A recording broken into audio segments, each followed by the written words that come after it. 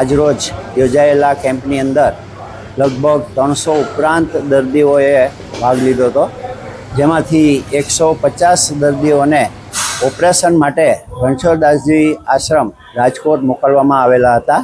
અમારા જુદા જુદા ભોજનદાતાઓ દ્વારા અમને આ સહકાર મળી રહ્યો છે. અમારા આજના ભોજનદાતા વિમલભાઈ વાઢેર કોન્ટ્રાક્ટર છે અને ભાટ સિમરોલીના છે.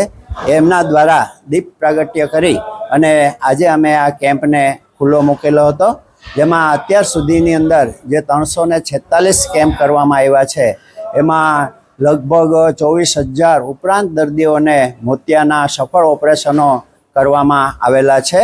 અને દરેક દર્દીઓ સુધી અમારો આ એક મેસેજ છે કે તમે જ્યારે અહીંયા બતાવવા આવો ત્યારે તમારે તમારો આધાર કાર્ડની 2 ઝેરોક્સ અને તમારા ફોન નંબર લઈને આવો, એટલે તમને બહુ સરળતાથી અમે આ જે કાર્ય છે એની અંદર તમને સગવડતા આપી શકીએ. જય જલારામ, જય રઘુ.